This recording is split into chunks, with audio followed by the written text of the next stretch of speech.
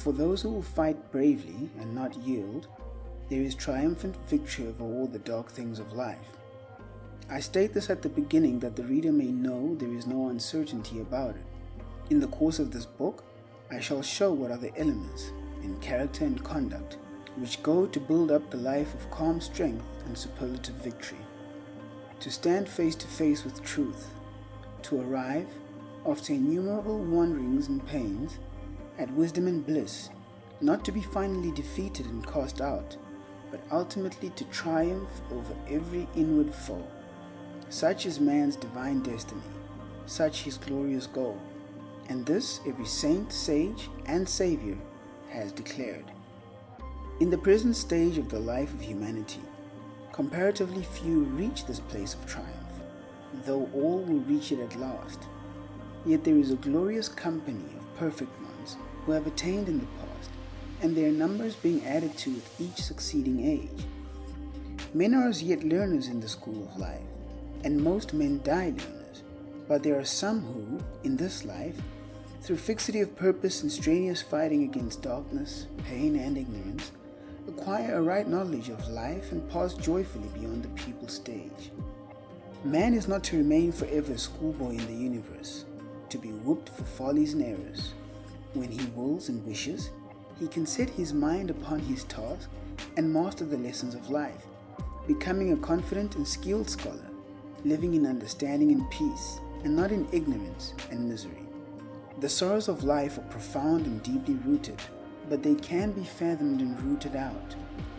The passions and emotions of human nature are, in their ungoverned state, overwhelming and painfully conflicting, but they can be so softened down, harmonized, and wisely directed and understood as to become obedient servants for the outworking of enlightened purposes.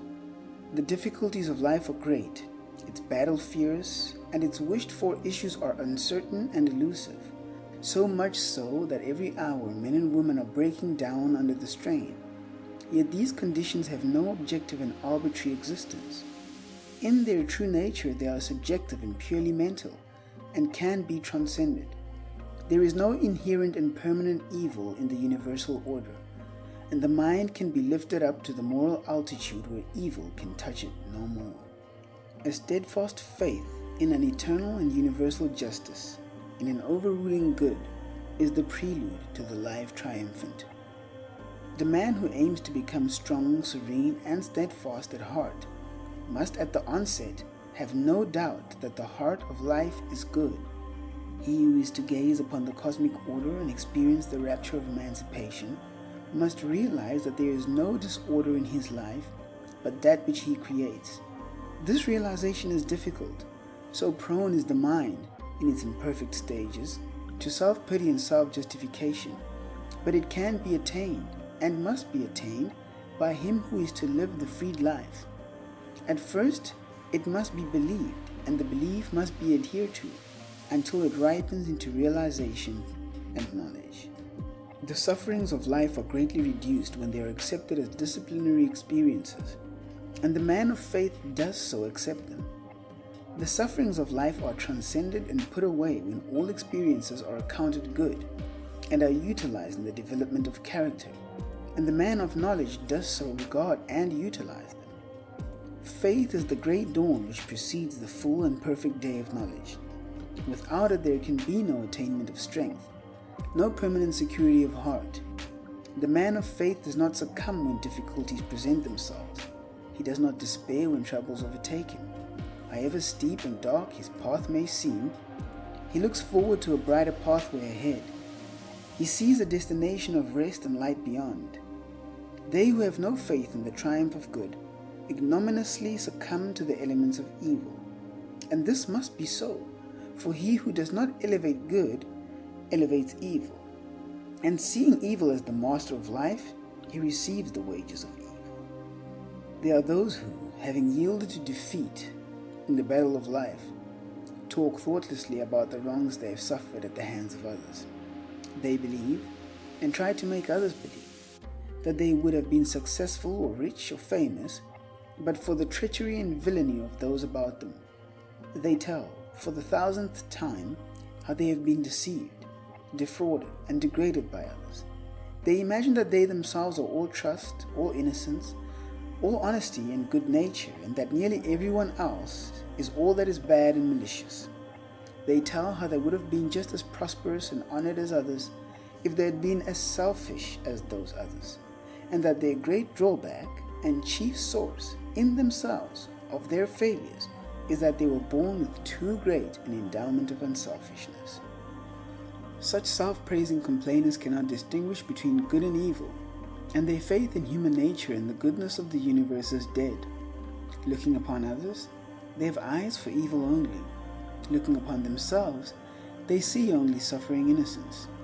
Rather than discover any evil in themselves, they would have all humanity bad.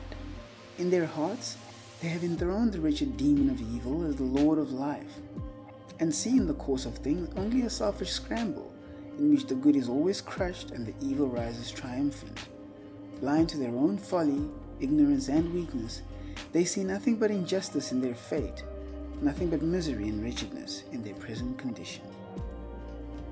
He who would have even a useful and successful life, yet alone a spiritually noble and victorious one, must at once root out and cast away this wretched condition of mind that negates all that is good and pure and gives preeminence to all that is base and impure. Misfortune, misery, and defeat most surely await the man who believes that dishonesty, deceit, and selfishness are the best weapons whereby to achieve a successful life. What courage and strength can a man develop, and what quiet and happiness can he enjoy, who believes that in order to keep pace with others, he must continually deny and discourage the better qualities of his nature? The man who believes that evil is more powerful than good and that bad men have the best of life is still involved in the elements of evil, and, being so involved, he suffers, must necessarily suffer, defeat. It may appear to you that the world is given over to wickedness, that the bad prosper and the good fail, that there is nothing but chance, injustice, and disorder. But do not believe this. Regard it as an elusive appearance. Conclude that you do not see life as it really is, that you have not yet fathomed the causes of things, and that when you can look upon life through a purer heart and a wiser mind, you will see and understand its equity. And truly, when you do so look at life, you will see good where you now see evil, order where now appears disorder, and justice where now injustice seems to prevail. The universe is a cosmos, not a chaos, and the bad do not prosper. It is true there is much evil in the world, otherwise there'd be no necessity for moral aims. But there is also much misery in the world, and the evil and misery are related as cause and effect. It is equally true that there is much good in the world, and much abiding gladness, and the good and gladness are related as cause and effect. He who has acquired that faith in the power and supremacy of good which no apparent injustice, no amount of suffering, and no catastrophe can shake, will pass through all emergencies, all trials and difficulties, with a sublime courage that defiles the demons of doubt and despair. He may not succeed in all his plans. He may even encounter much failure, but when he fails, it will be that he may frame nobler purposes and ascend to higher achievements. He will only fail in order to reach a success greater than that of which he first dreamed. His life will not, cannot be a failure. Some of its details will fail, but this will be but the breaking of weak links in the chain of character and events, in order that the whole may be made strong and complete.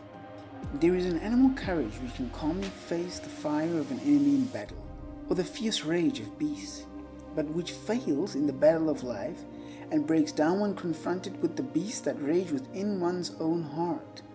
It requires a higher, diviner courage to remain calm in the hour of deprivation and calamity than in the heat of battle, to overcome self and to overcome another. And this diviner courage is the companion of faith. A mere theological belief, commonly confused with faith, will not avail. Beliefs about God, Jesus, creation, etc. are merely surface opinions, derived chiefly from custom, which do not reach down to the real life of a man and have no power to bestow faith. Such beliefs may accompany faith, but they are distinct from it. Frequently, those who hold most tenaciously to particular beliefs about God, Jesus, the Bible, are most lacking in faith. That is, they give way to complaint, despondency, and grief immediately after some petty trouble overtakes them. If one is given to irritability, anxiety, hopelessness, and lamentations over the simple things of life, let him know that, in spite of his religious belief or metaphysical philosophy, he lacks faith. For where faith is, there is courage, there is fortitude, there is steadfastness and strength. The opinions of men are lightly to be considered, for they are changing with every new breeze of thought. They have very little part in the reality of things, being the bubbles of a surface effervescence. But behind all opinions, there is the same human heart. The godless are they who are goodless, even though they may be members of churches and make great profession of faith in God. The godly are they who are goodly, even though they make no profession of religion. The complainers and bewailers are the faithless and unbelieving. Those who deny or belittle the power of good, and in their lives and actions affirm and magnify the power of evil, are the only real atheists. Faith bestows that sublime courage that rises superior to the petty and selfish disappointments and troubles of life, that acknowledges no defeat except as a step to victory, that is strong to endure, patient to wait, and energetic to struggle. It perceives the benign law of truth in all things, and is assured of the final triumph of the heart and the kingly power of the mind. Light up, then, the lamp of faith in your heart, and walk through the darkness guided by its illuminating rays. Its light is dim and cannot be compared with the sunlight brilliance of knowledge, but it suffices to lead one safely through the mists of doubt and the black darkness of despair, along the narrow thorny ways of sickness and sorrow, and over the treacherous plains of temptation and uncertainty. It enables man to ward off and outstrip the foul beasts that rage in the jungle of his heart, and to reach safely the open plains of a pure life, and the mountain levels of conquest, where the dim light of faith is no longer needed. For leaving behind him all the darkness, all the doubt, error, and sorrow, he enters into a new consciousness and upon a higher round of life, works and acts, and lives self-contained and peaceful in the full and glorious light of knowledge.